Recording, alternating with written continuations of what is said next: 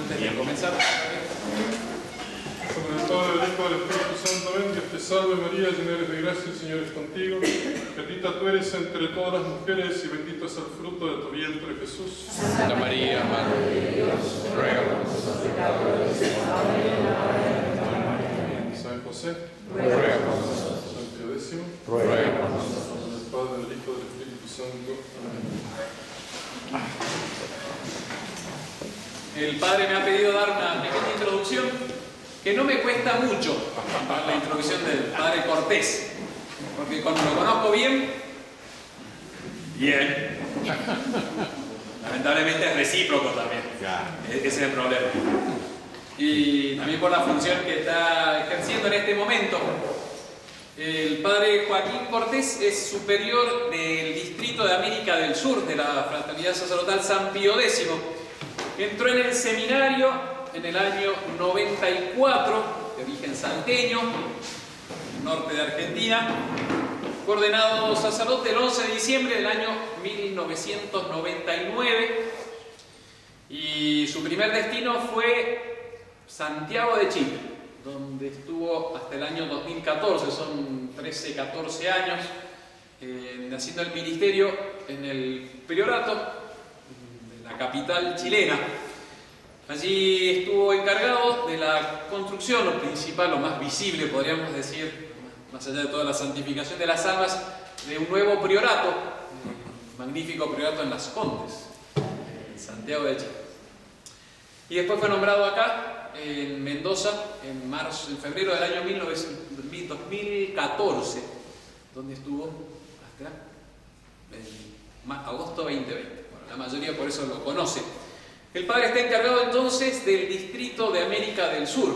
Como dice Monseñor Lefebvre en los estatutos de la congregación, el cargo de superior de distrito es uno de los más importantes que se puede confiar a un sacerdote en nuestra congregación, ya que tiene la responsabilidad del bien espiritual de todos los sacerdotes bajo su cargo, de las almas también pastoreadas por los sacerdotes en cada uno de los prioratos. Tiene también la responsabilidad, además de lo espiritual, del buen orden legal y hasta económico del distrito. Es como un provincial, como antiguamente eran los provinciales de las grandes congregaciones, con cierta similitud a un obispo diocesano, cierta, no es lo mismo, son distintas funciones, pero con una responsabilidad muy importante. Un honor entonces tenerlo al Padre de visita canónica en nuestra comunidad. Visita canónica también, eso para que sepan, los fieles antiguos y los fieles nuevos, es un medio que tiene la Iglesia, establecido por los cánones, para asegurarse que las comunidades van bien. Nosotros no estamos solos, los padres aquí del priorato, no es que nos autodirigimos o autogobernamos. Tenemos siempre ese vínculo con un superior que nos va indicando, eso es la manera de santificación. Por eso cuando termina la visita canónica nos ponemos de rodillas ante el Padre y nos da la bendición, una indulgencia plenaria por haberlo aguantado todos estos días. Padre, por favor.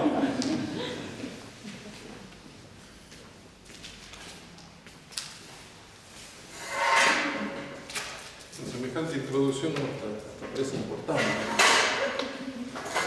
Y agradezco al Padre Trejo, me parece mi primo.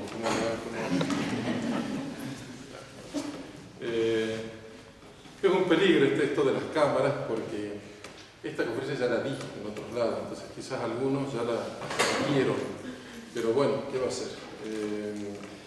Y quizás también acá en Mendoza alguna vez alguno de los aspectos hemos tocado de la Fraternidad San Pío X. Hemos cumplido ya, estamos por cumplir 52 años de existencia. 52 años de una historia que parece de 500 años. Todos los avatares y todo el desarrollo de la vida de la fraternidad realmente es como de una congregación que hubiera vivido muchísimos años por la situación en la que nos tocó vivir, sobre todo. La Fraternidad San Pío X no es obra de un hombre, como dices, la obra de Monseñor Lefebvre, sí, por supuesto, y vamos a hablar mucho de él, Pero es una obra de Dios, y es lo primero que queremos dejar más que asentado. Es obra de la Iglesia, nació de la Iglesia, es de la Iglesia, es una obra querida por Dios, y querida por Dios en un momento crucial de la historia de la Iglesia. Uno puede decir el más complicado de todos. Cuando decíamos en el sermón el otro día, la Iglesia está pasando su pasión la más tremenda.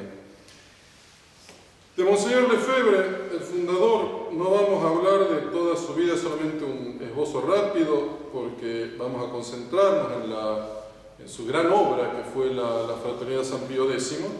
Monseñor es ordenado en el año 1929 y después, posteriormente, siguiendo a su hermano René, también sacerdote, va a entrar en la congregación de los Padres del Espíritu Santo, la congregación misionera más grande de toda la Iglesia. Es enviado ahí nomás a África, especialmente a Gabón, donde va a ser misionero. Entonces, ahí ya le va a dar una experiencia enorme a Monseñor esa estadía de él en África. Pío XII lo va a nombrar obispo de Dakar y posteriormente arzobispo y legado apostólico para toda el África francesa, va a ser Monseñor. Y arzobispo de Dakar hasta el año 58, desde el año 58 hasta el 62. Y ahí estando en Dakar, en la catedral, en su catedral, la catedral de Dakar, él era el obispo, él va a tener una especie de sueño. Él lo va a hablar muy posteriormente, ya en sus últimos años, cuando él escribe su itinerario espiritual, recién ahí él va a hablar de ese como sueño que él tuvo, que me hizo entrever Dios un día en la catedral de Dakar, frente a la degradación progresiva del ideal sacerdotal, transmitir en toda su pureza doctrinal y en toda su caridad misionera el sacerdocio católico de nuestro Señor Jesucristo, tal como Él lo transmitió a sus apóstoles y tal como la Iglesia romana lo transmitió hasta mediados del siglo XX. El ideal de transmitir el sacerdocio en toda su pureza. Y sí, eso quedó como lo que fue, simplemente una especie de sueño. Él siempre se guió, y eso es muy impresionante, la vida del Monseñor, como fue guiándose siempre por la providencia. Y él no adelantó nada a la providencia, tuvo esa como intención ahí de fundar algo que transmitiera el sacerdocio en su pureza, pero él deja que la providencia actúe, y la providencia iba a actuar, ¿no? Él es elegido como superior general, de los Padres del Espíritu Santo en el año 62. Su cargo duraba 12 años, igual que nosotros en la fraternidad. Debería haber concluido en el año 74. Pero en el medio, Vaticano II, con todas sus consecuencias. Y empiezan a soplar nuevos vientos. Y se sienten. Después del Vaticano viene toda una ola de ayornamiento, de renovación de todas las constituciones, de todas las congregaciones. Y miran especialmente esta congregación misionera, como les digo, más de 5.000 misioneros en todo el mundo. Y se empieza a presionar para que se adapten los estatutos a las nuevas normas, a los nuevos vientos de Vaticano II. Cuando uno piensa lo que es un superior general, es la cabeza máxima de toda la congregación. Se fuerza un capítulo general para justamente hacer ayornamiento desde Roma, y mucha presión, pero desde Roma saben perfectamente que Monseñor jamás iba a modificar nada, no iba a adaptarse a toda esta modernización. Entonces lo invitan a tomarse unas vacaciones en Estados Unidos. Imagínense, es como nosotros decirle al padre Pagliarani: mire, en el próximo capítulo, ¿por qué no se va a Hawái un rato y nosotros nos encargamos, ¿no? Es una locura, ¿no? Monseñor ya ve que no puede resistir el embate de Roma, que él como superior general quiere salvar la congregación de esta locura que se viene, y se le hace imposible. Entonces presenta en el año 68, 6 años antes, a mitad de su mandato, 6 años antes de que acabe el mandato, su renuncia como superior general, que es inmediatamente aceptada por Roma. Literalmente hablando, va a decir Monseñor, me echó el empuje revolucionario. Así, yo me encontraba en Roma, acababa de dejar el superiorato general, ya Monseñor tenía su edad, hay que tener en cuenta eso, con una ínfima pensión que me alcanzaba ajustadamente para vivir. Él que había tenido, él debería haber sido hasta cardenal, hablando muy humanamente, ¿no? Por esa carrera eclesiástica que él había tenido. Sin embargo, él eso no lo quería y estaba contento, lo va a decir. Me daba lo mismo, yo deseaba ese retiro que me permitiría trabajar y rezar. Es decir, después de semejante labor que había hecho, decía, bueno, ya está, me dedico a trabajar, a rezar, pero tranquilamente, ya sin ningún puesto alto, ¿no? Pero la providencia iba a marcar otra cosa. Monseñor, decimos, podría perfectamente y con toda justicia dedicado a descansar. Él no iba a decir la misa nueva, él no iba a decir nada de lo nuevo, él estaba muy ya asegurado en su sacerdocio, en su vida episcopal. Él hasta pensaba elegir algún convento donde retirarse ya. Pero ¿qué pasa? Son seminaristas que empiezan a venir de todos lados a decirle, Monseñor, haga algo por nosotros. Esto es una locura, lo necesitamos. Y empiezan a insistirle, primero pidiéndole consejo, dirección espiritual, dirección intelectual. Y Monseñor empieza a verse como empujado por estos seminaristas. Dice él, eran jóvenes de gran calidad que deseaban consejos y buscaban también una dirección espiritual, esperaban que yo aceptaría. Primero Monseñor los empieza a guiar un poco, los mandaba a las universidades, las más conservadoras ahí de Roma. Él dice, yo no los he llamado, jamás he llamado a nadie, Dios es el dueño de las almas, sobre todo de los futuros sacerdotes. Si Él me las envía, yo solo trato de mostrarles el camino. Pero el modernismo seguía avanzando, seguía agravando el problema de la formación sacerdotal sobre todo, y Monseñor empieza a ver, no solamente los tengo que guiar, sino crearles un ambiente, estos pobres muchachos que van a ser sacerdotes, no los puedo abandonar, tengo que crearles un ambiente. Va a ser ahí que va a aparecer un personaje que va a ser providencial, Monseñor Charrier. Monseñor Charrier, obispo de Friburgo, era amigo de Monseñor, un buen obispo, y en el año 69 estamos ya, Monseñor Charrier exhorta a Monseñor, dice, venga hacia mi diócesis, él era obispo activo ahí en la diócesis de Friburgo, Suiza, y le dice, haga algo acá, haga algo en mi diócesis, yo quiero que usted haga algo acá en mi diócesis.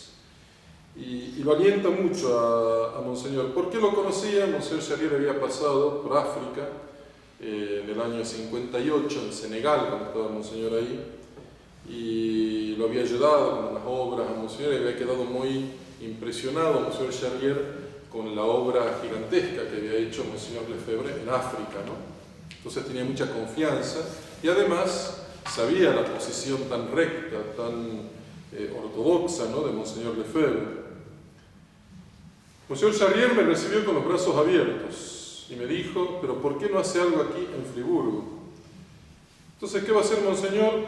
Dice Monseñor, alquilé entonces unas habitaciones a los salesianos del hogar Don Bosco.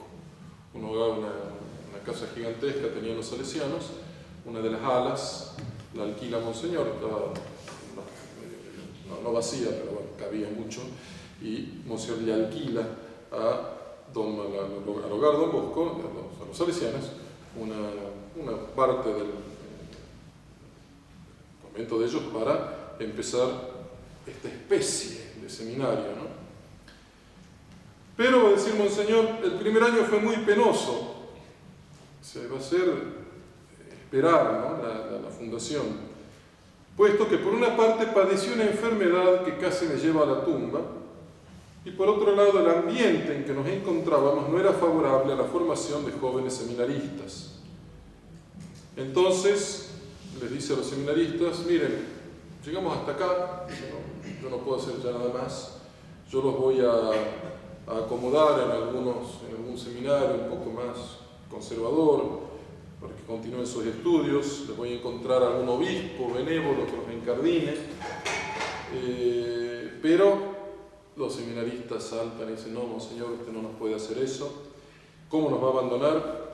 Uno de los seminaristas, después sacerdote de la fraternidad, ¿qué va a hacer de nosotros una vez ordenados, dispersos en las diócesis, rodeados de progresistas? ¿Cómo vamos a soportar los ataques? Y le recuerdan a monseñor la idea de agruparlos en una fraternidad sacerdotal bajo el patronazgo de San Pío X. Ante esa insistencia de los seminaristas, monseñor ve también de vuelta la mano de la providencia. Van a seguir entonces viviendo en comunidad. Asistían a las clases de la Universidad de Friburgo, pero monseñor va a decir eso no era para nada lo que esperaba. Se hallaban las universidades contaminadas por las nuevas ideas, futuros sacerdotes andaban con el pelo largo, atuendo desaliñado, los profesores de moral y teología sostenían proposiciones contrarias a la fe católica. Mis seminaristas estaban muy choqueados por eso, no era para recibir esa enseñanza para lo que me habían sido confiados. Además hay varias defecciones de los 9 seminaristas que tenía monseñor. Se van 5, quedaban solamente 4 con él. Entre ellos estaba el que luego sería monseñor Tissier de Malherén. Y él cuenta en su libro que a veces cuando paseaban en una citroneta que tenía el padre Olagnier por los caminitos de la montaña, era monseñor con los 4 seminaristas. Eso era la fraternidad. No estaba todavía fundada la fraternidad. Monseñor les decía, ¿se dan cuenta que dentro de este auto está todo el futuro de la fraternidad? Pero bueno, el grupo se va haciendo conocer y también en eso ve la providencia. A fin de año vienen varios candidatos más a presentarse ante monseñor y se logra comprar una casita en calle Las Viñetas, ahí en Friburgo, pero era muy provisoria, realmente era una casa chica y eso no servía para nada para un seminario, ¿no? Mientras tanto, monseñor iba redactando los estatutos, que es lo más formal, es la carta magna, el alma de la congregación, los estatutos, las reglas de la congregación, ¿no? Los termina en junio del año 70 y los presenta a monseñor Charrier, que es quien los debía aprobar, ¿no? Un paréntesis simplemente para presentar cuál es la finalidad de la Fraternidad Sacerdotal San Pío X. El título ya lo está indicando, la fraternidad es sacerdotal. La obra propiísima de la fraternidad no es la educación, no es la juventud, no es la niñez, no son los colegios, no es los orfanatos, no son los geriátricos, no. La fraternidad, su fin esencial, primordial y directo, es el sacerdocio y todo lo que se le relaciona. Uno dirá, uy, y nosotros, nos dicen los fieles, justamente al ser el sacerdocio y rescatar el sacerdocio en su pureza, ¿no? Al ser el sacerdocio el fin de la fraternidad, lo termina siendo todo. Y ustedes se fijan que al final nos terminamos ocupando de la juventud, de la niñez, de los colegios y de todo, ¿no? Porque salvando el sacerdocio se salva todo. Y monseñor lo tenía clarísimo. Salvamos el sacerdocio, salvamos todo. Y ustedes lo ven, que así es. O sea, el sacerdocio además se define por los fieles. Es aquel que entrega las cosas de Dios a los fieles y las cosas de los fieles a Dios, ¿no? Es un intermedio, ¿no? El intermedio necesita los 2 puntos. Es decir, los fieles están incluidos ya dentro de la idea misma del sacerdocio. Pero hay que tener muy en cuenta la fraternidad es sacerdotal y monseñor lo vio clarísimo, clarísimo.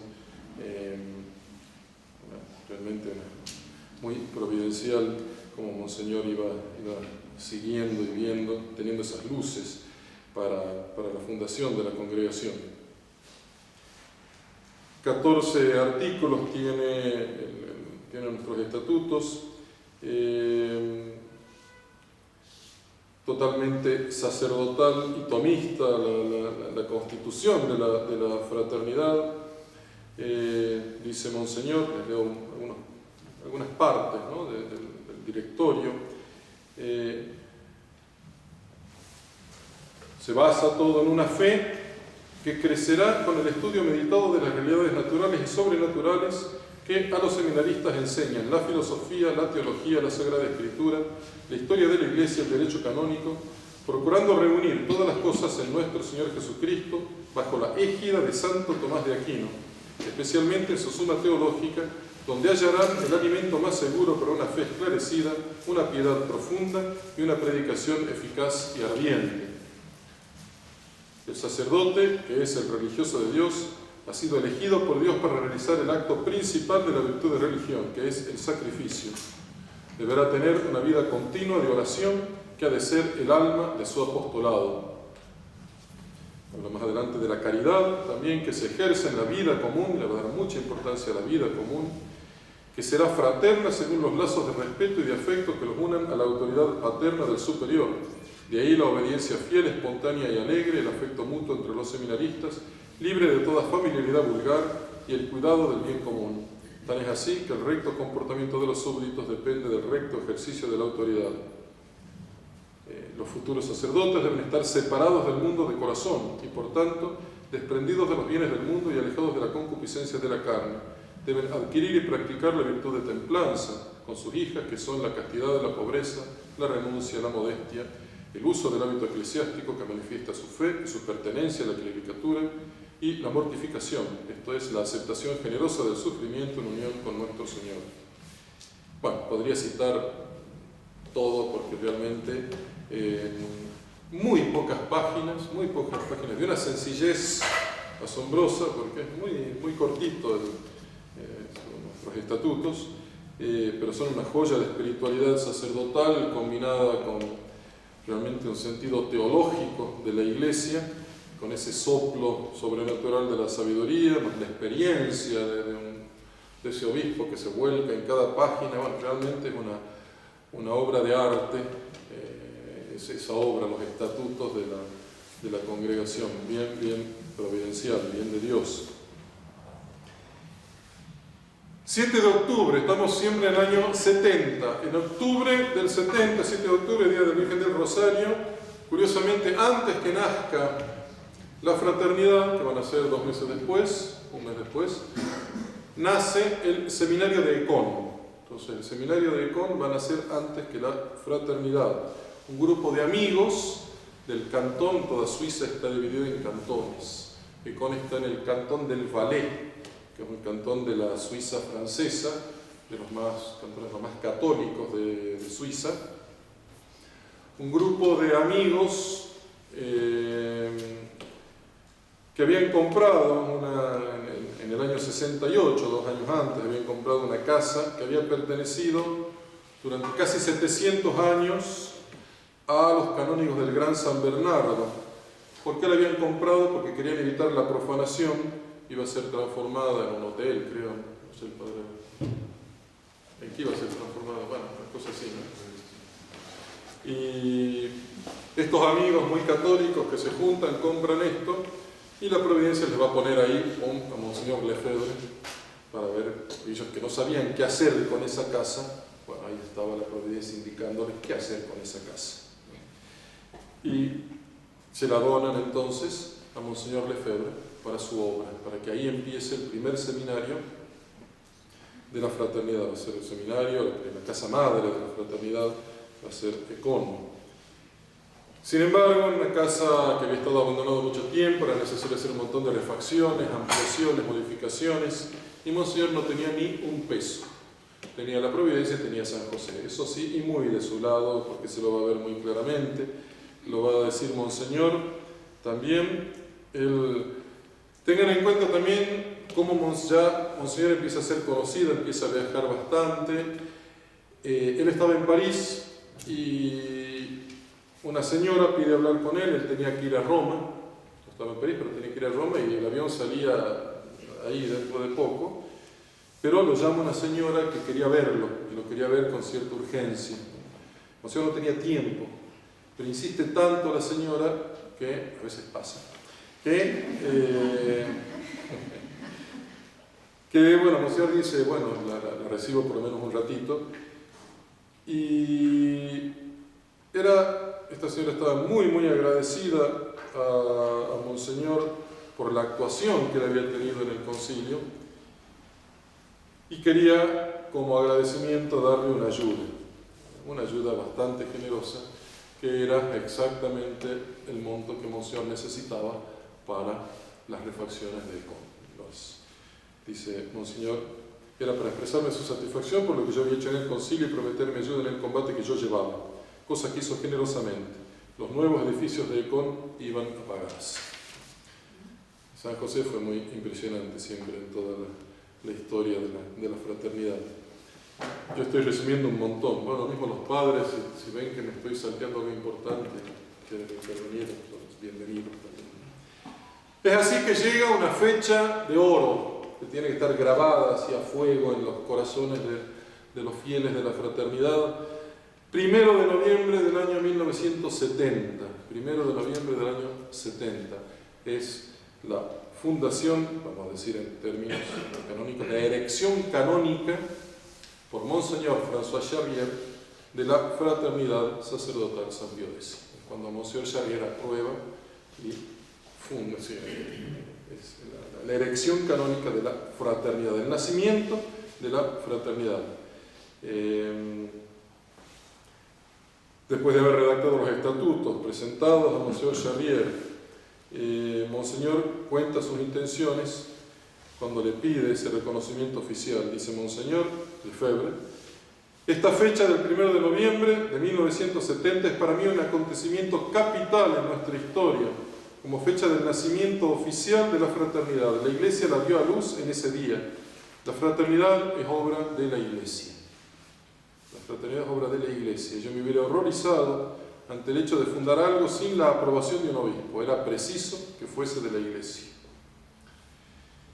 Y 2 meses después, en febrero del 71, llega una carta laudatoria de la fraternidad por el cardenal Wright, prefecto de la Sagrada Congregación del Clero. Era Roma que daba, en cierto modo, su aprobación con esta carta laudatoria a el nacimiento de esta nueva congregación.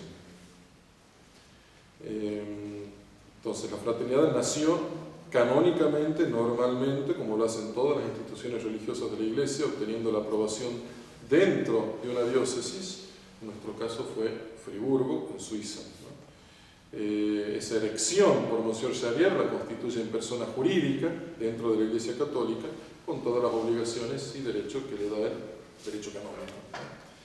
Dice, pero no fue entonces directamente por Roma, no era el camino natural. Ahora, una vez elegida por una diócesis, Roma no puede desconocerla. De hecho, Roma reconoce la validez de la elección por el obispo, y si bien un obispo puede elegir canónicamente una congregación, ese mismo obispo no puede suprimirla. Y esto va a ser importante para lo que va a venir después. Es Roma la que tiene que suprimirla, no puede hacerlo un obispo, ¿no? Bien, los años de tranquilidad van a ser muy poquitos. 2. Del 70 al 72, la fraternidad en pañales, ¿no? Naciente, muy poquitos miembros todavía, pero van a ser unos años de relativa tranquilidad hasta el año 72, y exactamente en noviembre, que va a venir el primer ataque. ¿De quién va a ser el primer ataque a la fraternidad? De parte de los obispos franceses, que van a arremeter sobre todo contra Econ, que ya le empiezan a poner el mote del seminario salvaje. Va a decir Monseñor: los obispos franceses no me habían perdonado mis intervenciones en el curso del concilio. Claro, ya se la tenían jurado, Monseñor. Pero además había otro motivo, que ¿por qué los obispos ya empiezan a ponerse nerviosos? Porque este seminario salvaje sigue creciendo y sigue avanzando. ¿Y qué pasa? Claro, 2, 3 años más se vienen las ordenaciones. Y quieren apurarse los obispos franceses para que se cierre el seminario antes que empiece a dar frutos, antes que empiece a haber ordenaciones. Siguen 2 años después de una relativa tranquilidad, y ya Monseñor ya empieza a formar la primera generación de los que van a ser ordenados, ¿no? Pero ya se va previendo una confrontación con los liberales. Nuestros seminarios, va a decir Monseñor, la fraternidad no entraban en los planes de los enemigos de la Iglesia, los enemigos de Dios. Ecón y la fraternidad eran un peligro para sus planes, que también habían logrado deslizar durante el concilio y ahora debían hacer fructificar. Desde Roma, el cardenal Villot, que era espantoso, secretario de Estado de Pablo VI, confesaba al cardenal Echegaray el siniestro plan. En 6 meses el seminario de Ecón no existirá más. Y ahí viene el año 74, siempre noviembre del 74. Hace 4 años ha sido fundada la fraternidad, acuérdense, el 1 de noviembre del 70, estamos del 11 al 13 de noviembre del 74, 2 obispos de Cham y Onclán son enviados del Vaticano como visitadores apostólicos. Esta vez ya viene de Roma la cosa. Para hacer una visita canónica, me acaba de explicar el padre Trejo, es muy normal, es verdad, una visita canónica, pero acá ya las intenciones estaban muy claras, ¿no? Visita canónica a Ecón, 2 obispos. Provocan tal escándalo estos obispos. No concurren a ningún acto litúrgico, declaran ante preguntas de algunos miembros de la fraternidad que no admiten la verdad inmutable, afirman tener dudas acerca de la manera tradicional de concebir la resurrección de nuestro Señor y el celibato sacerdotal. Imagínense las joyitas que manda Roma para la visita apostólica de Ecón. Y causan tanto escándalo a los seminaristas, a los profesores de Ecón, al mismo Monseñor Lefebvre queda tan golpeado con esa visita tan hostil y incisiva de estos obispos, que una semana después, también fecha a grabar, vayan grabando, ¿no? 21 de noviembre del año 74. 21 de noviembre del año 74. Monseñor va a redactar su declaración, una declaración como consecuencia gatillada por esta visita de los visitadores apostólicos, que tendría, como digo, estar también grabada con letras de oro en todas las casas de nuestros fieles. Leo parte, porque vale la pena.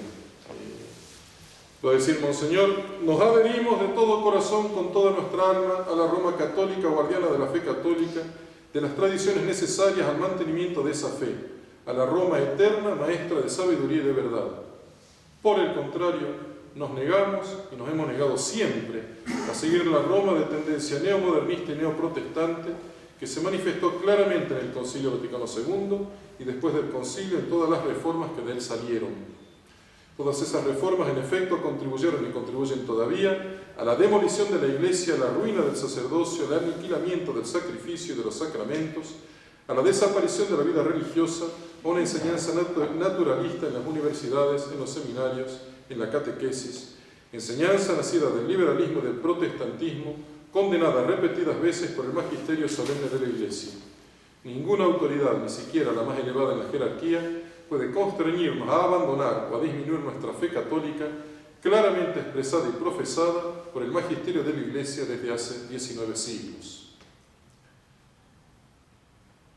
Si llegara a suceder, dice San Pablo, que nosotros mismos o un ángel del cielo os enseñara otra cosa distinta de lo que yo os he enseñado, que sea anatema, entonces elegimos lo que siempre ha sido enseñado y hacemos oídos sordos a las novedades destructoras de la Iglesia. No es posible modificar la lex orandi sin modificar la lex credendi. A misa nueva corresponde catecismo nuevo, sacerdocio nuevo, seminarios nuevos, universidades nuevas, iglesia carismática, pentecostal, todas cosas opuestas a la ortodoxia y al magisterio de siempre. Habiendo esta reforma salido del liberalismo, del modernismo, está totalmente envenenada, sale de la herejía y desemboca en la herejía. Es pues imposible a todo católico consciente y fiel adoptar esta reforma y someterse a ella de cualquier manera que sea.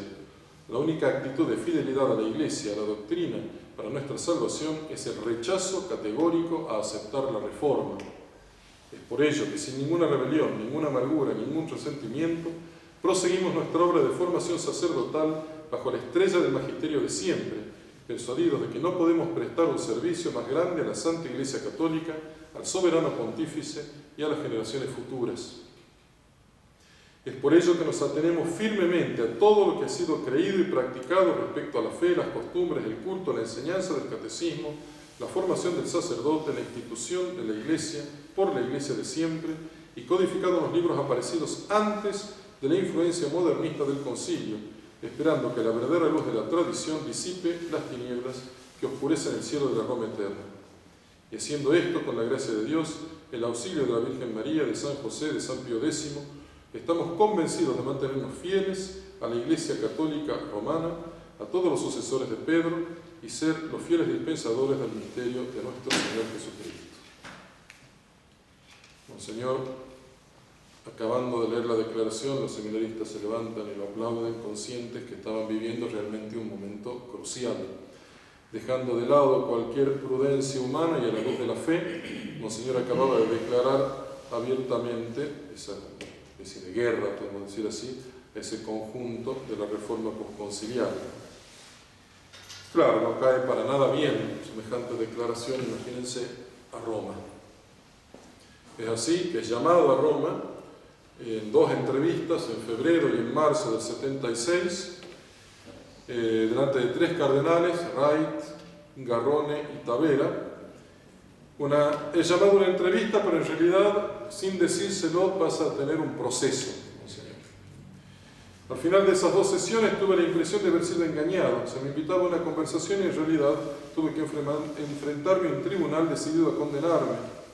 No se hizo nada para ayudarme, ni un compromiso, ni una resolución. No me fue dado ningún escrito, ninguna admonición, solo el argumento de autoridad acompañado de amenazas.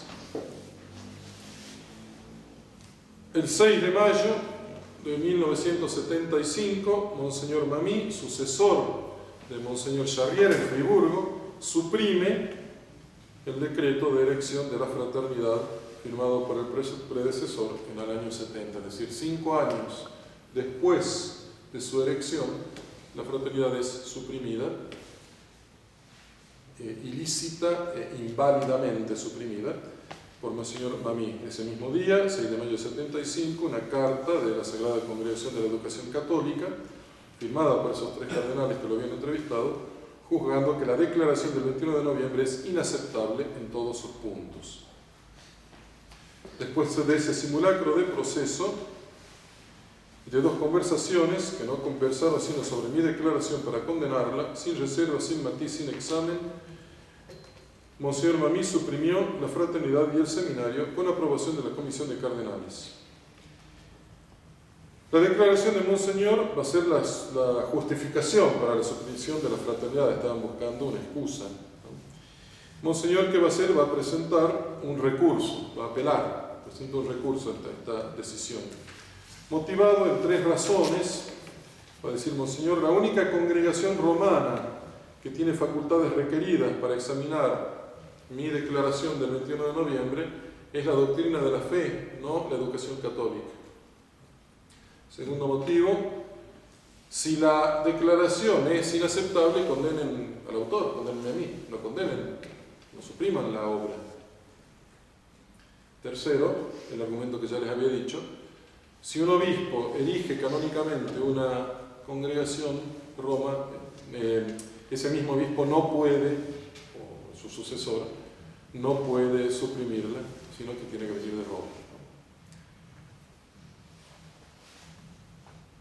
Monseñor no va a aceptar ese cierre del seminario y va a continuar con los estudios de los seminaristas y con las ordenaciones.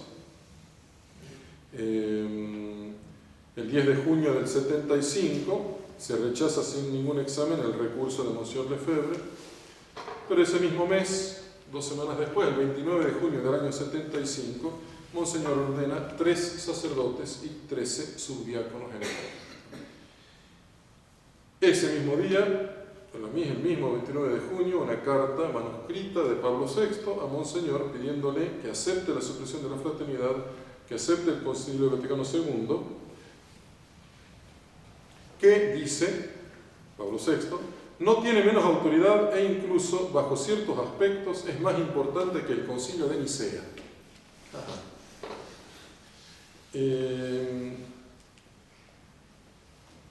Bien, quedan así las cosas, todo muy tenso. Llega el año 76, Monseñor le prohíbe a Pablo VI le prohíbe a Monseñor ordenar los candidatos al sacerdocio que no están encargados en una diócesis. Monseñor responde que va a seguir ordenando. Si la supresión de la fraternidad fue arbitraria, las 2 suspensiones que van a venir después también son inválidas. Abril del 76, una carta de Monseñor Bonelli, de la Secretaría de Estado del Vaticano, a Monseñor Lefebvre, que detalla, ya empiezan a hablar de un posible acuerdo con Monseñor. ¿Cuáles son las condiciones?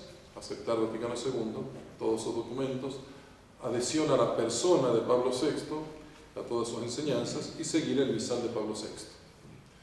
Esa es la historia que se va a repetir siempre. Para un acuerdo, Vaticano II y misa nueva. Junio del 76, de nuevo, el cardenal Bonelli amenaza de parte de Pablo VI a Monseñor Lefebvre con la suspensión. 25 de junio, una nueva carta de amenaza. Pero Monseñor, el 29 de junio del año 76, ordena esta vez 15 sacerdotes en Ecón.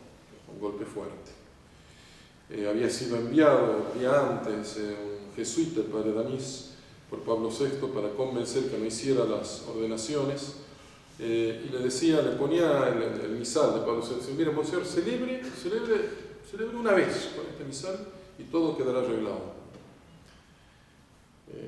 Monseñor en su sermón va a explicar en detalle su resistencia, va a decir en ese sermón, imagínense cómo estaba la tensión, en junio del 76, las amenazas de parte del Vaticano, Monseñor sin embargo ordenando sacerdotes. Es claro que el problema de la misa es la razón de este drama que se desarrolla entre Ecón y Roma. La insistencia de los representantes que Roma nos envía para pedirnos que cambiemos el rito nos lleva a reflexionar. La misa nueva es un símbolo, la expresión de una fe nueva, de una fe modernista, porque si la Santa Iglesia ha querido guardar en el transcurso de los siglos ese tesoro precioso que nos ha transmitido del rito de la Santa Misa, canonizada por San Pío V, es por algo. Es porque en esta misa se encuentra toda nuestra fe, la fe en la divinidad de nuestro Señor, la fe en la redención de nuestro Señor, la fe en la sangre de nuestro Señor que fue derramada para la redención de nuestros pecados. Va a seguir diciendo Monseñor, siempre nos han presionado para que abandonemos la misa. Monseñor Mamí, en su carta en la que notificaba la supresión ilegal de la fraternidad, nos reprochaba, antes que nada, el apego a la misa antigua. Los enviados del Vaticano en el 76 me decían, diga usted la nueva misa y todo se arreglará. Pues precisamente la insistencia en que yo cometiera esa impiedad fue la que me movió a llevar a cabo las ordenaciones que me querían prohibir. Yo ya lo había dicho muchas veces, nuestro rechazo de la nueva misa es lo que ha provocado y sigue provocando la persecución.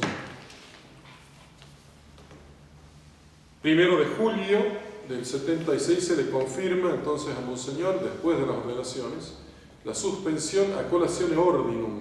Eso significa la prohibición de ordenar. Prohibición de ordenar durante un año, pero muy inmediatamente, 3 semanas después, 22 de julio del año 76, un día muy triste, si bien completamente nulo lo que sigue, pero no deja de ser muy fuerte, Monseñor recibe la suspensión a divinis. Suspensión a divinis, que significa la prohibición de administrar sacramentos. Aunque en primer momento, claro, fue un golpe fuerte, Monseñor va a publicar, va a decir, algunas reflexiones sobre la suspensione divinis. En definitiva, esta suspensión me priva de decir la misa nueva, y de dar los sacramentos nuevos. Se me exige obediencia a la Iglesia conciliar, como le llama Monsignor Benelli, pero esa Iglesia conciliar es una Iglesia cismática porque rompe con la Iglesia católica de siempre. Tiene sus dogmas nuevos, la dignidad de la persona, su nuevo sacerdocio, sus nuevas instituciones, su nuevo culto, condenados ya en muchos documentos oficiales y definitivos. Cerrar la puerta. Y viene entonces un verano calentito, de hecho le van a decir así los franceses, el verano caliente, el verano del hemisferio norte, ¿no? El verano del 76. Un caluroso verano, va a decir Monsieur Tissier, no solo físicamente, ¿no?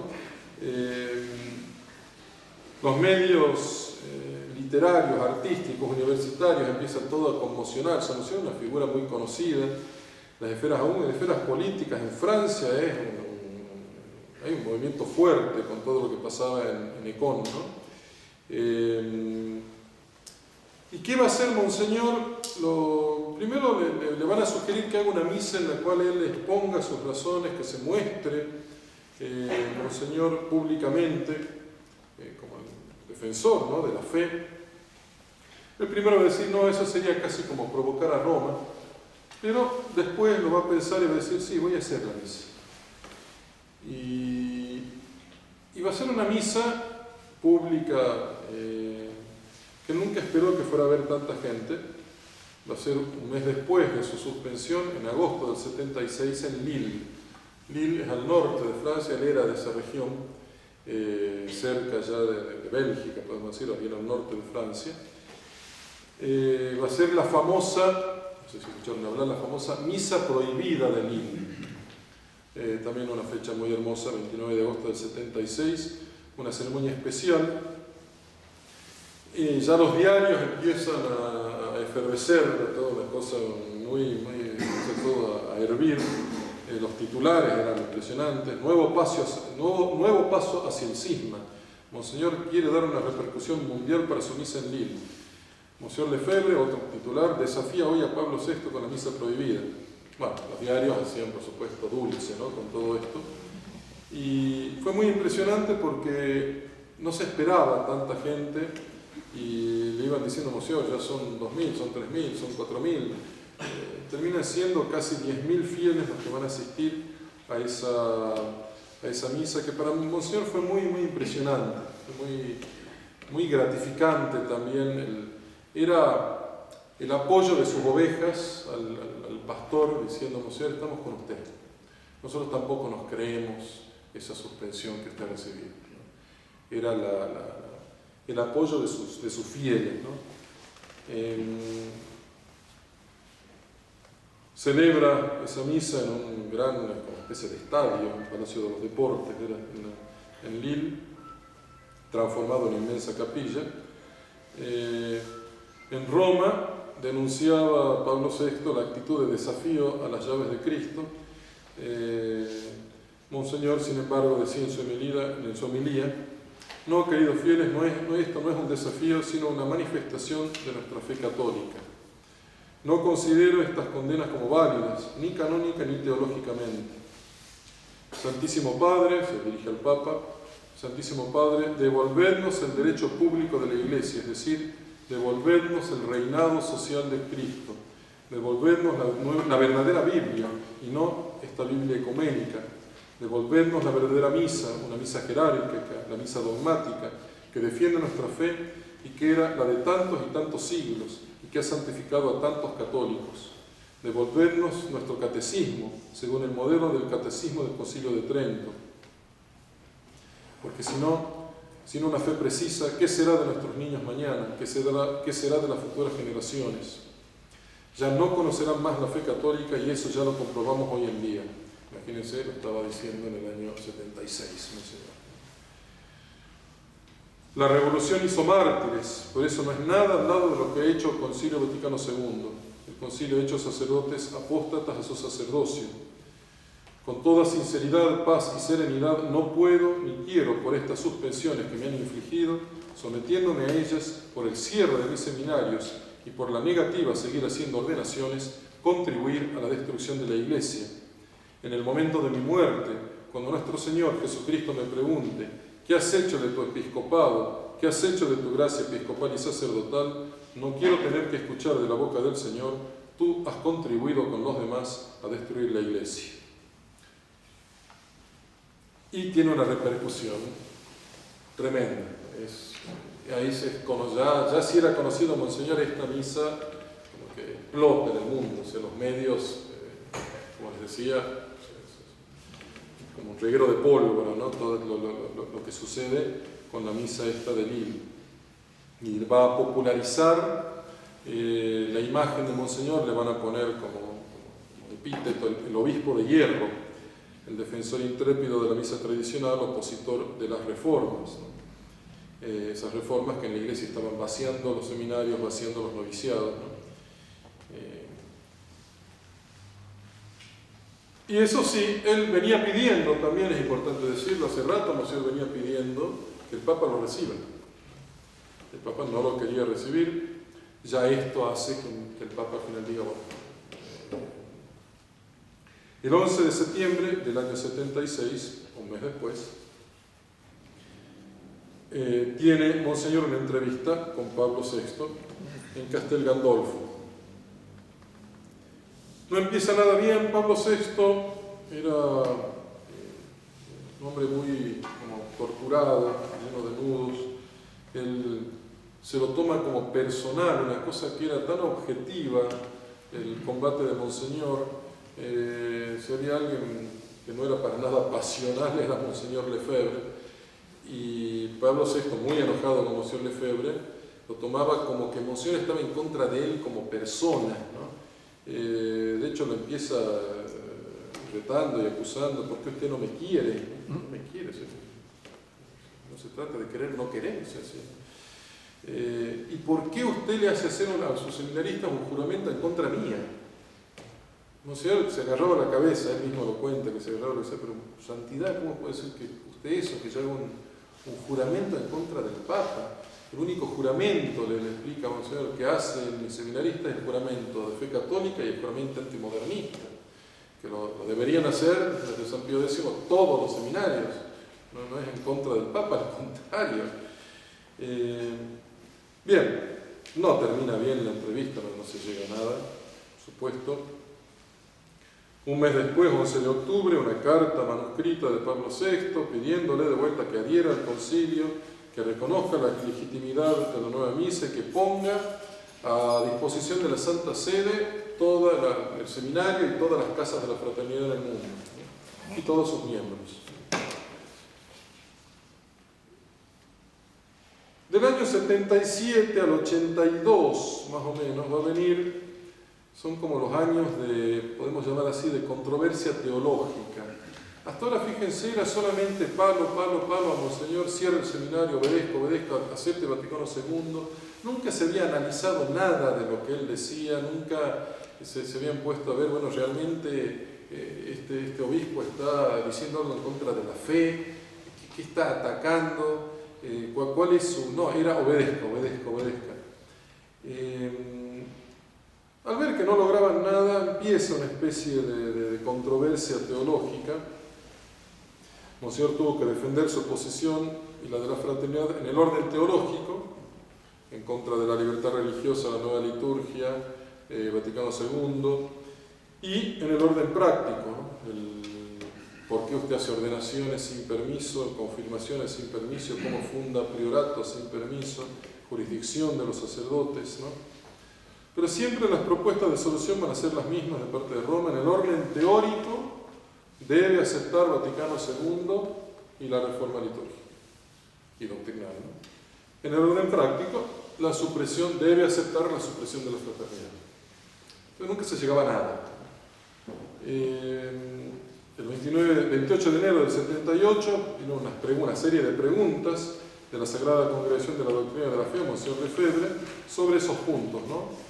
¿Qué opina usted? ¿Cuál es su doctrina sobre la libertad religiosa la nueva misa, la nueva confirmación, la nueva confesión, la autoridad del Vaticano II. En febrero, Monseñor manda su respuesta. En marzo del 78 se le piden precisiones, las vuelve a responder Monseñor. 18 de noviembre del 78, también fecha importante, más o menos, Monseñor es recibido por ya el nuevo Papa, Juan Pablo II, un mes después de su elección. Va a ser la única vez en sus 20 y muchos años de, no sé cuántos años, 27, ¿cuánto estuvo Juan Pablo II? No me acuerdo. La única vez que lo va a recibir a todo el mundo, pero a Monseñor esa sola vez, ¿no? Entrevistas también en Roma con el cardenal Sepper, el Monseñor Hammer, el padre Lurú de Dominico. Dentro de la fraternidad, en el año 82, cambia el superior general. Habíamos dicho, la fraternidad nace en el año 70, fundador, Monseñor Lefebvre, y primer superior general, Monseñor Lefebvre. Cada 12 años se hace la elección del nuevo superior. Llega el año 82, es elegido como superior general el padre Schmidberger, un padre alemán, durante 12 años. Y Monseñor deja ya de vivir ya la casa se había trasladado a, no sé si ya en Ensingen, no sé dónde estaba la casa general. Rickenbach, exactamente. Entonces Monseñor, que estaba ahí como superior, vuelve a vivir a Icón. Diciembre del 82, una nueva propuesta de acuerdo del nuevo prefecto de la Sagrada Congregación para la Doctrina de la Fe, el cardenal Ratzinger, diciéndole, bueno, se puede interpretar el Vaticano II a la luz de la tradición y así también bajo esa luz interpretar la nueva misa. No se llega a nada. Del 83 al 87 va a venir más bien una especie, no tenemos que decir un contraataque, sino más bien las protestas contra los escándalos.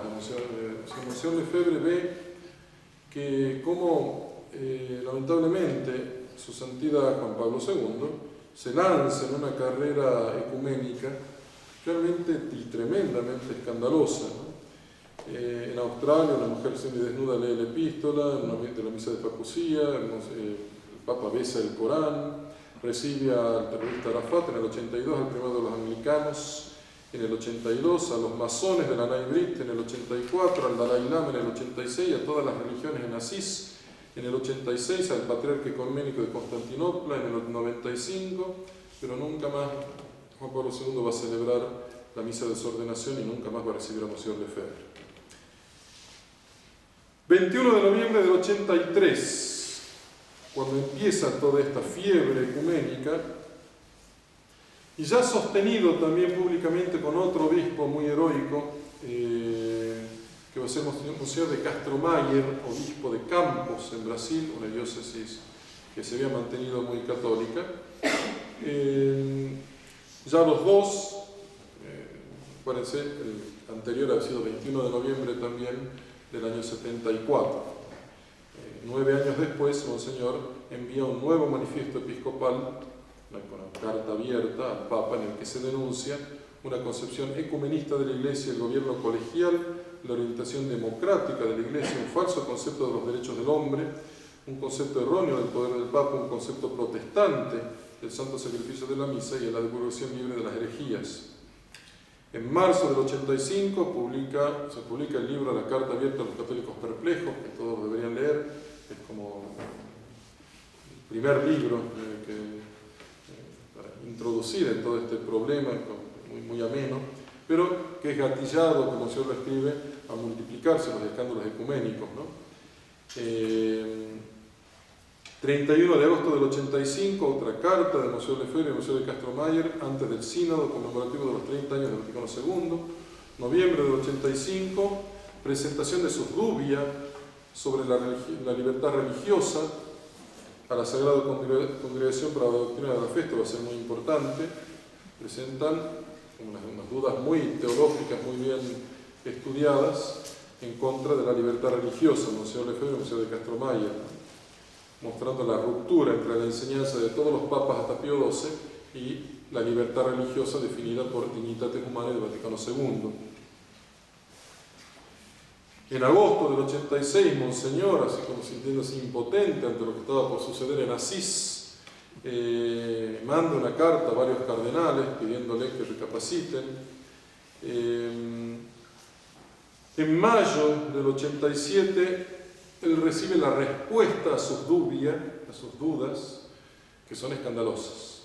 Van a ser los dos gatillos, son importantes para lo que va a venir después, en el año 88, las consagraciones, como las dos señales para él de la providencia. Si bien ya uno podía decir ya estaba más que evidente que él tenía que consagrar obispos, sin embargo él esperó un montón de tiempo y uno ve que él realmente se dejaba llevar por la providencia. Van a ser las dos cosas: Asís, el escándalo de Asís, y la respuesta a las dudas, esa respuesta que le manda Roma a él sobre sus dudas de la libertad religiosa. Fue la señal que yo estaba esperando, una señal más grave que Asís, porque una cosa es realizar un acto grave y escandaloso, y otra, afirmar principios falsos que tienen en la práctica conclusiones desastrosas, a saber, el destronamiento de nuestro Señor Jesucristo y el panteón de todas las religiones.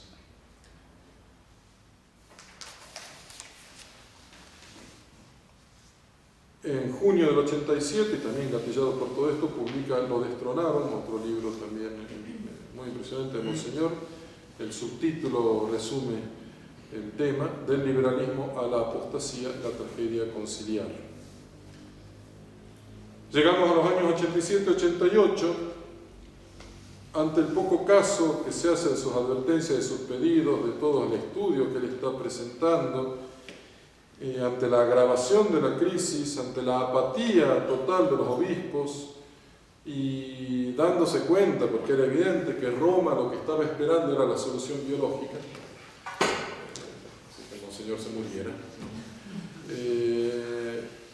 Monseñor decide consagrar obispos. Es así que en junio del 87, un año antes, Monseñor anuncia su intención públicamente, ¿no? Roma ahí se empieza a preocupar. El cardenal Ratzinger le promete que va a enviar un visitador apostólico.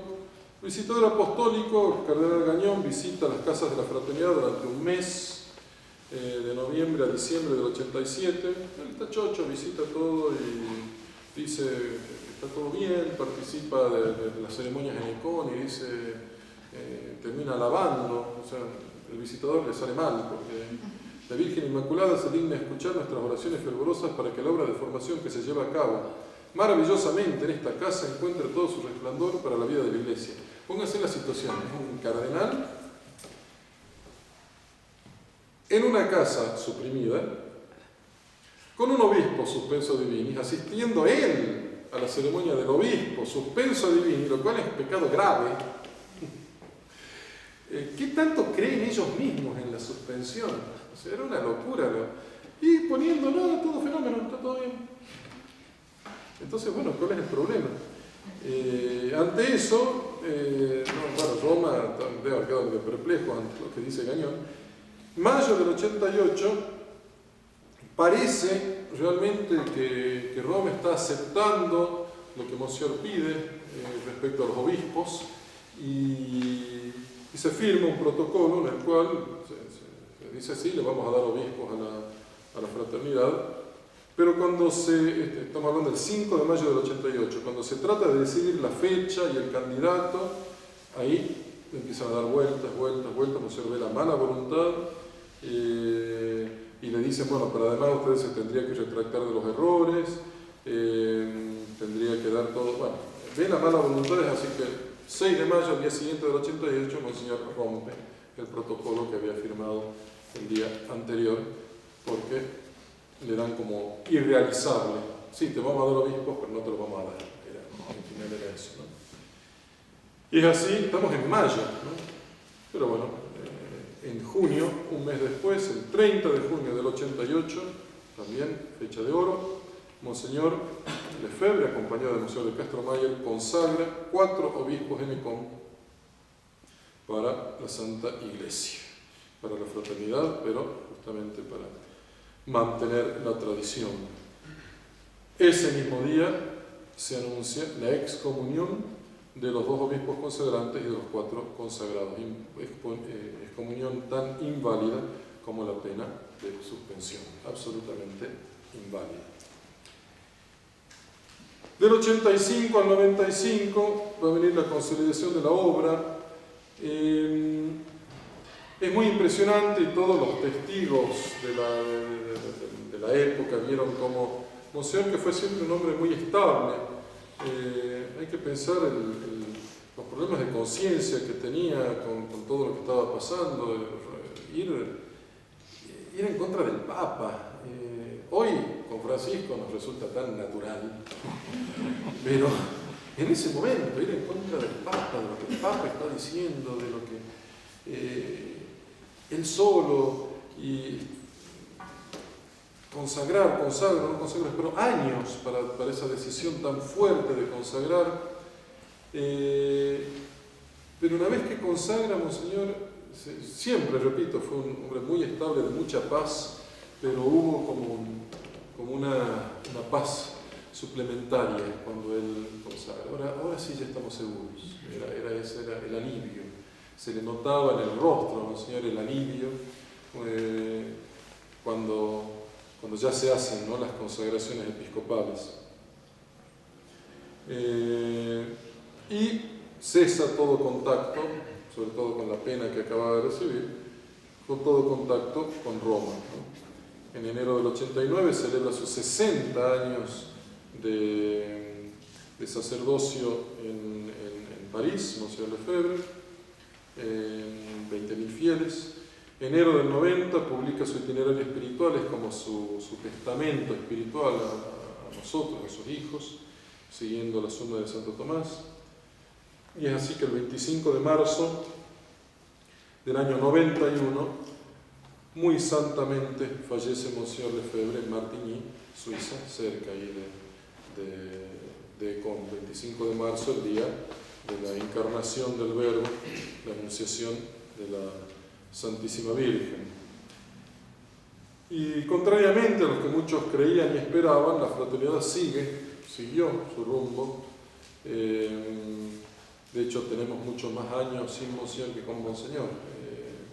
Y siguió su misma posición, su misma obra. En julio del 94 es elegido superior general Monseñor Fené, va a estar durante 24 años. Año 2000, el jubileo en Roma, primeros contactos después de tanto tiempo, después de casi 10 años que no había contactos. 2005 muere Juan Pablo II, es elegido Benedicto XVI. 2007, 2 condiciones, porque esos contactos del año 2000 queda muy impresionada Roma, siendo que la fraternidad no somos tantos, pero queda tan impresionada con la presencia de la fraternidad. Hicimos el jubileo en Roma, fueron muchos seminaristas, sacerdotes, muchos fieles, y hubo una entrada muy apoteósica. Nos dieron los permisos, cosa curiosa, nos dieron permiso para entrar en San Pedro y cantar un credo, jamás celebrar la misa, pero sí cantar un credo ahí ante la confesión de San Pedro. Pero los seminaristas se formaron, digamos, mucho antes, y atravesaron toda la plaza de San Pedro en procesión, ¿no? Monseñor Felé llevando la cruz, y fue muy impresionante la presencia de la fraternidad en Roma en ese momento, y sobre todo el cardenal Castiglione Hoyos empieza a pedir tener contacto con la fraternidad. Monseñor Felé pone 2 condiciones.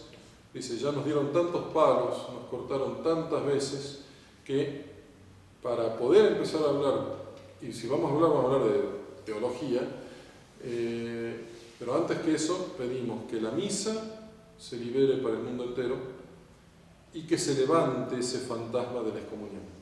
Se pone a pensar, son 2 condiciones que no son para nosotros. Nosotros la excomunión nunca la reconocimos como válida. Entonces, os digo así como crudamente, ¿qué nos importa si nos levantan o no la excomunión? Sí, sabíamos que no estábamos excomulgados. Y la misa, nosotros la celebramos siempre. ¿Qué nos importa que se dé o no para el mundo entero? Pero eso muestra el catolicismo de la fraternidad.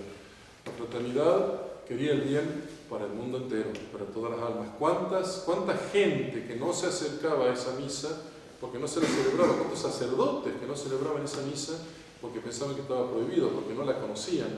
Por otro lado, ¿cuánta gente que no se acercaba a la fraternidad porque estaba ese cuco, ese fantasma de la excomunión encima, esa espada encima nuestro, ¿no?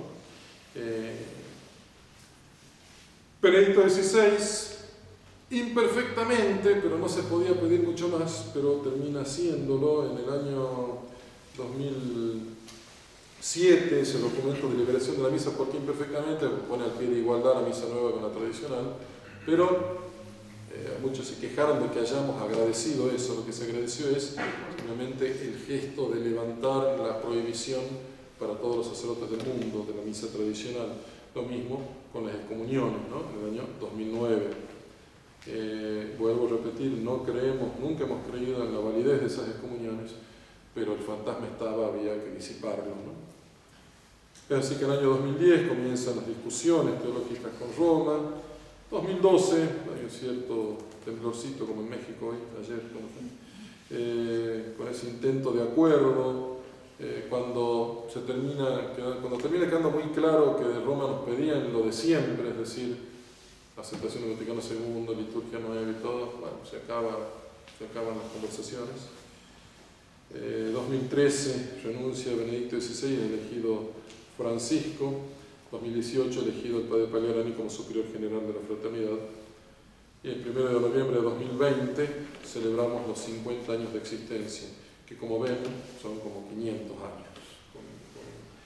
Si uno se pone a pensar, una congregación que nació y tuvo la oposición de la oficialidad de la Iglesia desde el nacimiento, no deberíamos existir.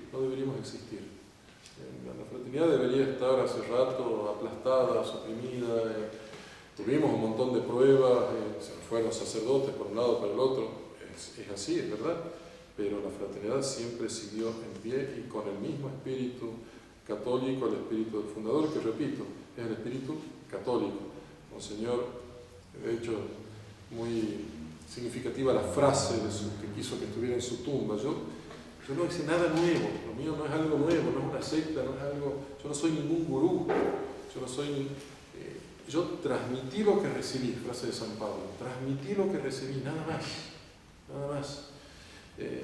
Claro, lo que pasa es que eso es heroico, y un hombre como él lo podía hacer, en la situación en la que estaba, realmente una situación heroica. Tengo medio atrasadas las cifras, pero somos más o menos 19 distritos en todo el mundo. Todo el mundo está dividido en distritos, alrededor de 160 prioratos, 550 capillas, prioratos donde viven los sacerdotes, ¿no? Son 160 más o menos en todo el mundo. Capillas son los centros de misa, como San Luis, por ejemplo, no es priorato porque no vive el sacerdote, pero tiene una capilla, 550, 100 escuelas, más o menos en todo el mundo, si contamos la academia, hay 101. 2 institutos universitarios, uno en Francia y uno en Estados Unidos, más de 700 sacerdotes, después de las últimas ordenaciones de junio, alrededor de 145 hermanos y 80 oblatas, ¿no? ¿Qué es eso para el mundo entero? No es nada. Pero así todo, fíjense el peso que puede tener la congregación. Y eso, un obispo que se mantuvo católico, lo que llega a ser en la situación actual de la Iglesia. Y por eso le debemos tanto, por eso estamos tan agradecidos con Monseñor. A veces nos acusan de que hablamos demasiado de Monseñor, es nuestro fundador y es al que le debemos todo, ¿no? Siempre vamos a repetir, no seguimos a ningún gurú, seguimos a nuestro Señor, y Él era el primero en aclararlo, pero seríamos muy desagradecidos, cosa que odia a nuestro Señor, la ingratitud, si no agradeciéramos no solo al obispo que fue Monseñor, sino a la persona de Monseñor Lefebvre. No hay otro Monseñor Lefebvre en la fraternidad, pero la fraternidad lo que tiene es la institución, la obra de Monseñor. Se nota la presencia de Monseñor, realmente se nota que desde el cielo está ahí protegiendo la congregación. Pero Monseñor, yo ya lo dije varias veces en varios sermones, me repito mucho con esto, pero bueno, no nos deja solamente sacerdotes individuales, más o menos bien formados en liturgia, en doctrina, nos deja una institución, nos deja algo fortísimo. Y se lo vio y se lo ve cada vez más fuertemente, ustedes lo están viendo, o sea, ¿no? Pueden ir cambiando los sacerdotes, pero la institución va quedando, o sea, no es una obra personal, es una obra de la Iglesia, es una rama de la Iglesia, tiene toda la fuerza de la Iglesia. Nunca dijimos somos la Iglesia, pero somos una rama de la Iglesia católica, una rama que gracias a Dios y a Monseñor es una rama verde, una rama que está dando frutos. Y lo podemos decir así orgullosamente porque no es mérito nuestro, para nada, es mérito de Monseñor y misericordia de la providencia, y es algo que hay que mantener. Y eso, bueno, acá en Mendoza se lo nota particularmente por la fortaleza que tiene el priorato, la institución del priorato. No voy a entrar en ese tema, ya sería largo y también repetitivo, pero cómo Monseñor crea estas islas, estos oasis que son los prioratos, y sin los cuales estaríamos todos perdidos, ustedes y nosotros. ¿Qué haríamos nosotros sacerdotes sin los prioratos? Monseñor fue muy en eso, clarividente, o sea, dijo, el sacerdote no puede estar solo, tiene que estar en comunidad, tiene que proteger su vida común, su vida interior. Son entonces especies de monasterios, pero especies de parroquia, como un matrimonio entre monasterio y parroquia, eso pasa a ser un priorato. Pero sepan ver la grandeza de la fraternidad, que no es solamente, también lo dije un montón de veces a esto, me repito, ¿qué va a ser? No es solamente una rueda de auxilio, no, es enorme. Creo que cualquiera de nosotros, los sacerdotes, hablo que estamos acá, si la crisis acabara de repente, seguiríamos eligiendo la fraternidad. Es una obra gigantesca, una obra enorme lo que hace Monseñor, va mucho más allá de la crisis, mucho más allá de la crisis. Ese realmente restablecimiento, esa valoración de llevar el sacerdocio a su pureza, sobre todo en estos tiempos tan trágicos para la Iglesia y para la humanidad, o sea, la sociedad y la Iglesia, ¿no? Bien, no sé si hay alguna pregunta. Sí.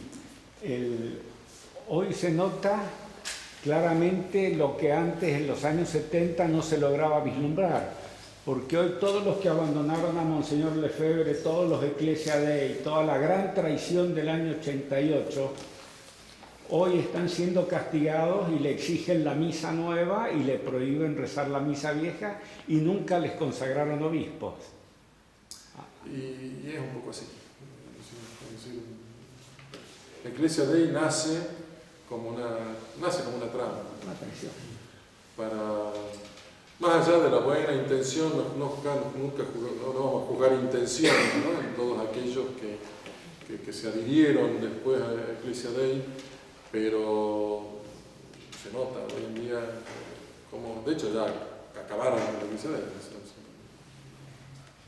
No existe, ya pasó a depender la protección que tenía, ya no la tienen, ¿no? Sí, o sea, la actitud de Monseñor Lefebvre es más actual que nunca. Si uno lee cualquier sermón de Monseñor, cualquier libro de Monseñor hoy en día, parece que fue escrito para Francisco, para hoy. Yo era muy jovencita y se lo tildaba de rebelde. Claro, sí, por eso. ¿Cuánta gente que quedó con eso y asustado ante eso, ¿no?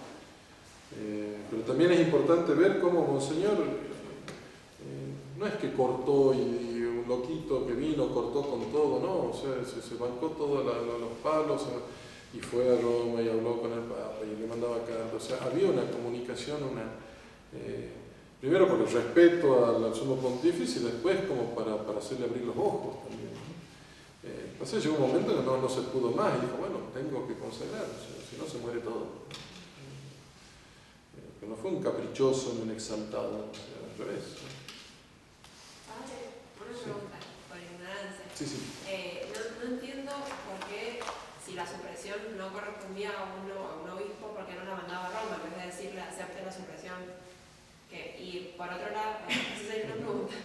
No veo, porque no sé, por qué era ilícita la suspensión que le ordenaron a Monseñor primero de que se le ordenar sacerdote y después de directamente dejar de ser como sacerdote, administrar los sacramentos. ¿Por qué es ilícito esa suspensión si venía de Roma, lo mismo que en la comunión? Bien. Perdón, No, perfecto y muy válido. Hay que entender antes que una cuestión canónica, hay una cuestión de fe, una cuestión doctrinal. O sea, aunque canónicamente hubieran dicho todo lo que tenían que hacer, Monseñor tenía que salvar el sacerdocio, salvar la congregación, la consagración de obispos, por ejemplo, también lo hizo sin ningún permiso, ¿no? Pero antes que todos los permisos legales está la salvación de las almas, la salvación de la fe y en este caso de la congregación, ¿no? Eso ya bastaría para haber justificado todo, pero además canónicamente cómo fueron procediendo fue todo completamente mal hecho, cómo hacen la supresión de la fraternidad. La supresión de la fraternidad es el tema de lo que decimos, esas tres razones que Monseñor da. No sé si Roma después confirma la supresión de alguna forma con algún decreto. Puede ser, pero como se lo presentan no estaba hecho correctamente. Monseñor alega eso, ¿no?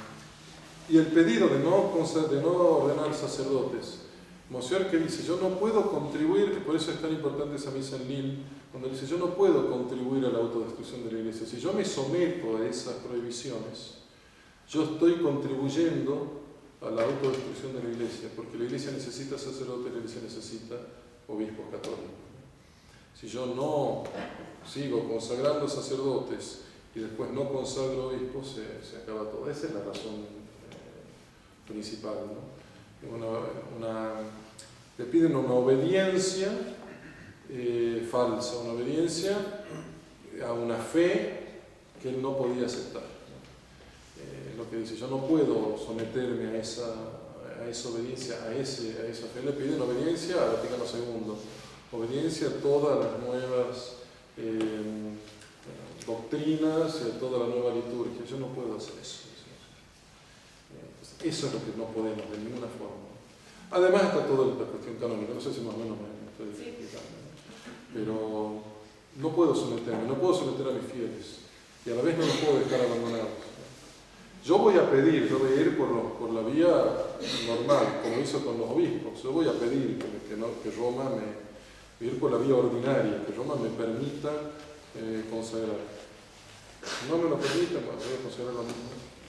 Yo he ido por la vía normal, pero yo no puedo ser partícipe de esto. Si yo en este momento no lo hago, es como sería un pecado de negligencia.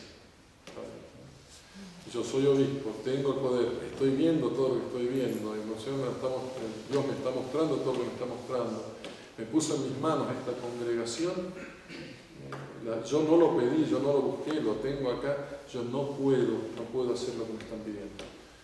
Sería contribuir. Por no hacer lo que debo hacer, no quizás él no iba a celebrar la misa nueva, pero dejaba de hacer lo que debía hacer, que era consagrar sacerdotes, consagrar obispos.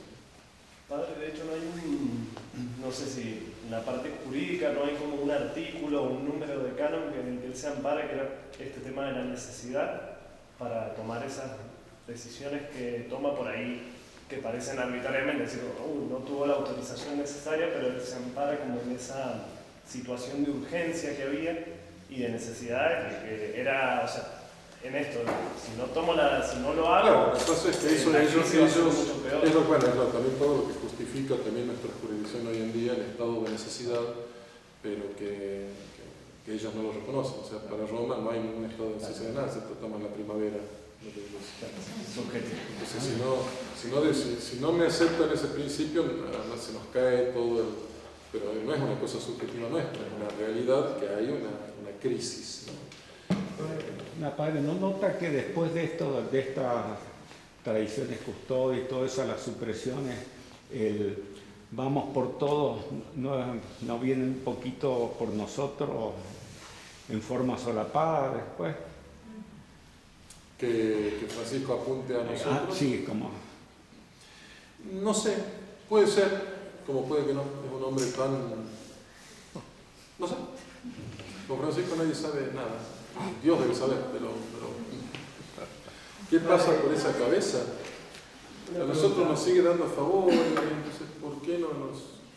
No, eso para la vez nos trata de cismáticos, de tradiciones custodias en la carta, pero a la vez también dice que gracias a nosotros, para él por culpa, para nosotros gracias, a nosotros toda la Iglesia de ahí, todos tuvieron la misa tridentina. Y las confesiones. Sí.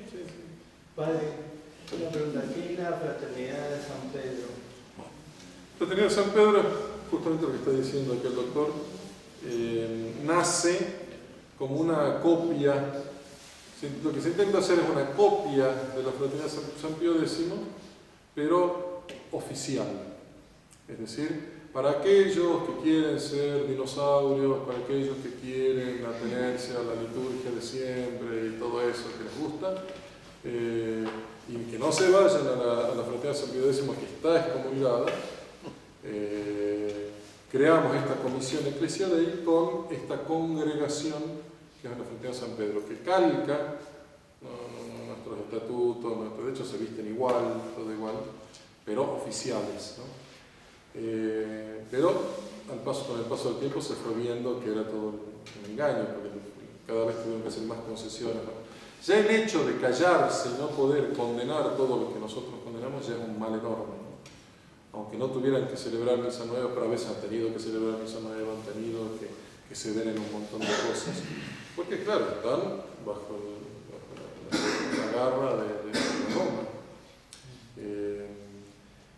Esa es no existe acá en Argentina, que yo sepa, todavía no están instalados, ¿no? ¿Y la misa tridentina que celebran ellos es la auténtica?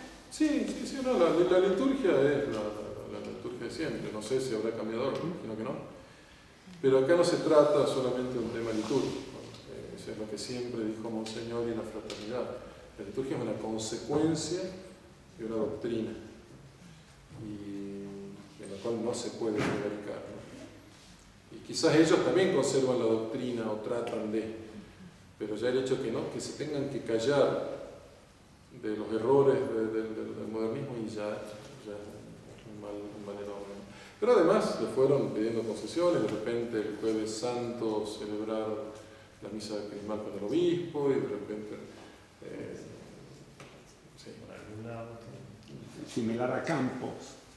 Sí, a todos los que fueron pactando en lo práctico sin tener una claridad doctrinal.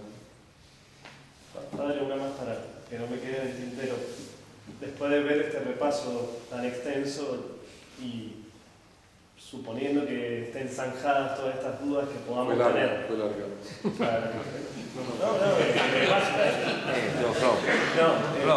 Pensando que hubiesen sido zanjadas nuestras dudas, porque ya estemos afirmados, estemos tranquilos, digamos, de todas estas cuestiones. Obviamente haciendo una proyección, pero si Monseñor estuviera hoy, ¿cuál sería el problema que atacaría, digamos, ahora que estamos en el medio del combate del mundo? Tenemos la liturgia y todo, pero bueno, uno día a día está ahí en medio de este mundo cada vez más podrido, incluso que en su época. Entonces, ¿cuál piensa usted que sería el principal foco de ataque donde tendríamos que concentrarnos nosotros? Si éramos a él, digamos, ¿a dónde apuntaría en estos tiempos? Yo, por lo que veo, es poco lo que les decía, ¿no? La fraternidad siguió muy fielmente el espíritu de él. Así que yo creo que si viniera él hoy no movería nada. Haría tal cual lo que la fraternidad está haciendo. Apuntaría lo mismo. el establecimiento de los prioratos, la solidez de los prioratos, la defensa de las familias. Quizás insistiría un poco más en las escuelas, porque cuando él, si bien ya había bastantes escuelas fundadas cuando él fallece, ¿no? Pero bueno, pero siempre como la rama de los prioratos, ¿no? Los superiores que siguieron realmente fueron muy fieles al espíritu de Monseñor. Cambiaron cosas accidentales, porque el modernismo es el mismo, está más profundizado, pero la revolución es la misma, el modernismo es el mismo, ¿no? ¿Qué cambió respecto a la fraternidad? Estamos más extensos, es una cuestión quizás material, más extensos y más asentados, ya no tanto en trincheras, sino en ciudadelas.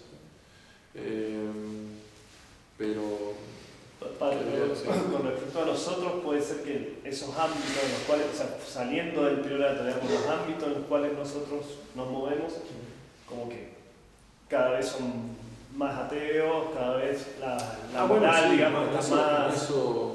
Entonces, con ese riesgo de contagio que tenemos al salir del priorato, ir al mundo, ¿dónde haría foco él para con nosotros? Ya sé que la obra es sacerdotal, pero y ustedes como continuadores de esa obra, ¿cuál sería el consejo para nosotros? Decir digamos?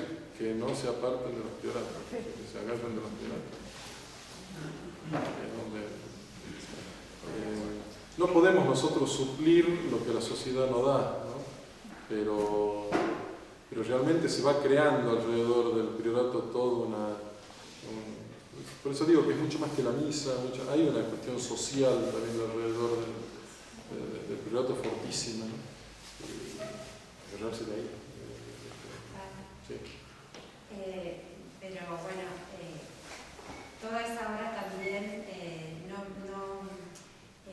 la fraternidad no se aparta del conocimiento de lo que es el mundo actualmente. Por ejemplo, la última carta del padre Pagliarani, cómo muestra, y cómo ahí dice en esa carta, ¿no es cierto?, que la misa, el rosario y la devoción al Sagrado, al Inmaculado Corazón pueden aportar de todo lo que está pasando en el mundo, que cada vez es peor. O sea que yo veo que la fraternidad no está alejada de las cosas que pasan en el mundo. No, para nada. No, por eso sí. Sabe que sus hijos están en el mundo y nosotros estamos también en contacto con el mundo.